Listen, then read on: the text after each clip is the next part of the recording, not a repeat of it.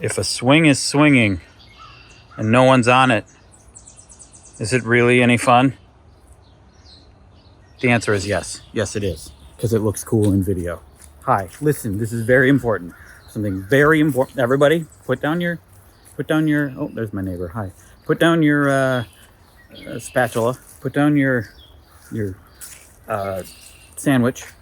Put down your wallet, whatever you're holding, and sit down and listen. This is important. So in Zelda,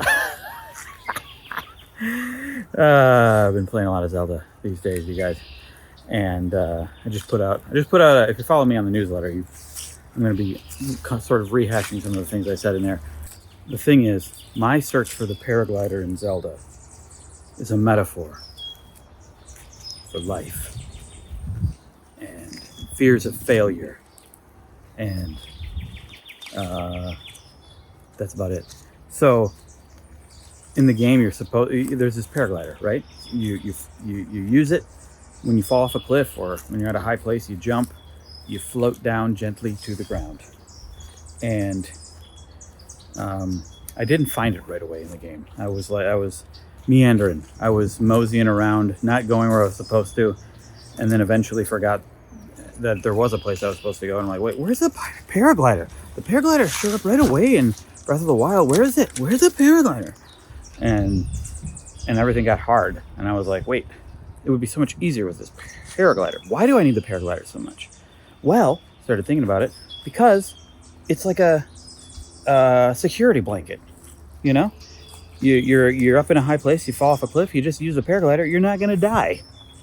And that got me thinking about life, and about the security blankets of life that I have, and about how the paraglider helps prevent the worst case scenario. It helps you get away. It improves upon what the worst case scenario is: dying from falling off a cliff, and gives you options. Like, you fall off the cliff, you're like, okay, well, what I was doing on that cliff failed, but now I can just float over to do another thing.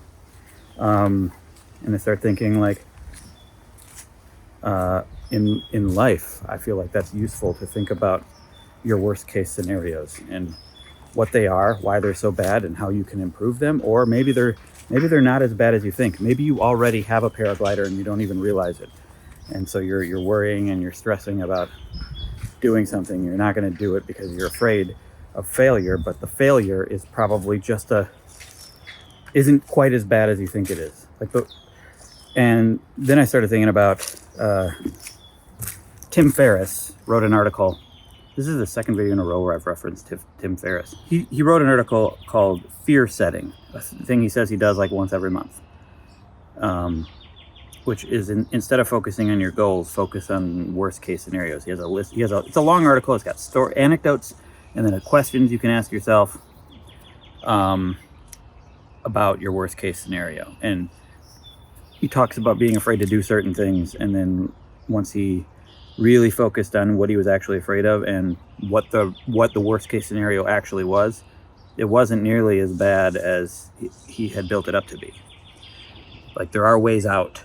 There are often ways out of failure that you don't even think about. And my dog is rubbing herself in our grass. What are you doing? What are you doing, bunny? What are you doing? What are you doing? Nothing. I wasn't rubbing in the grass or anything. What are you doing? Stop it. We had a dog, Mitzi, who used to rub herself in poop. So that's why I'm a little concerned about what she might be doing over there. But there's no poop over there, so we're good. But that would have been the worst case scenario. See how I brought it back? So, like, you could think about if you quit your job, or you stop making enough money. Like, play out all the scenarios in your head about what's likely going to happen. And usually, I mean, some worst case scenarios are really bad, but usually there are ways out. You get another job. You figure out a way to make money. It's not going to be fun. It's not going to be as good as what you got now, but usually it's not like the end of the world, usually.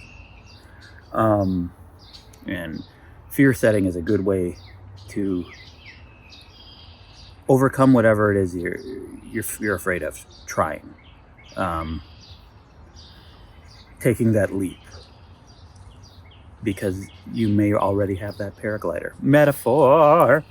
And if you don't, maybe figure out how you can. Like how I didn't have the paraglider, and then I'm like, well, the first thing I have to do before I do anything else, I have to go find that paraglider. Figure out how to make your worst case scenario better. Focus on.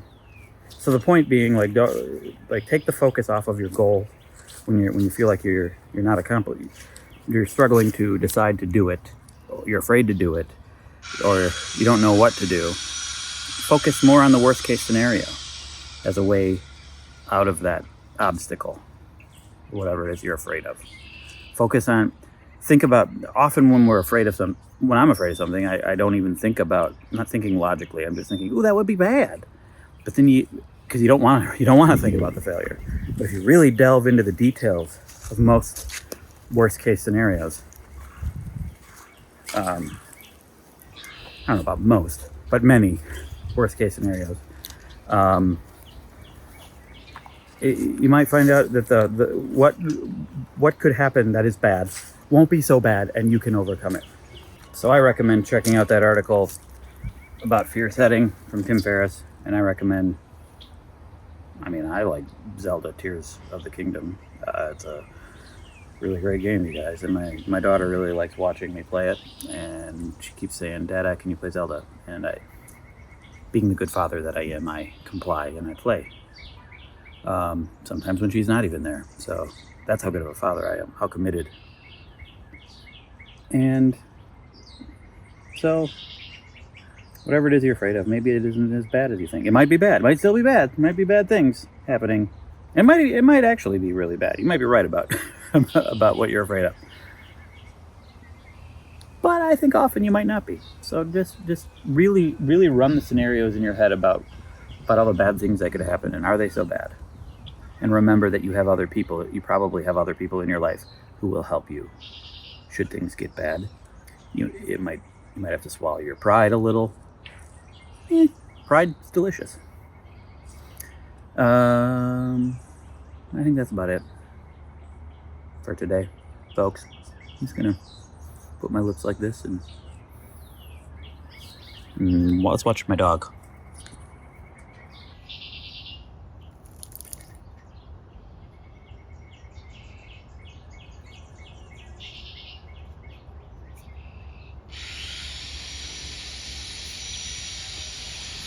My neighbors are sawing something.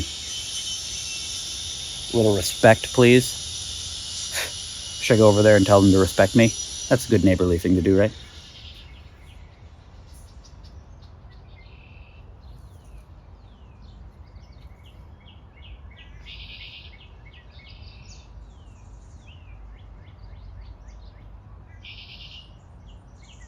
Bunny. Wanna go inside? Go inside? Yeah, okay.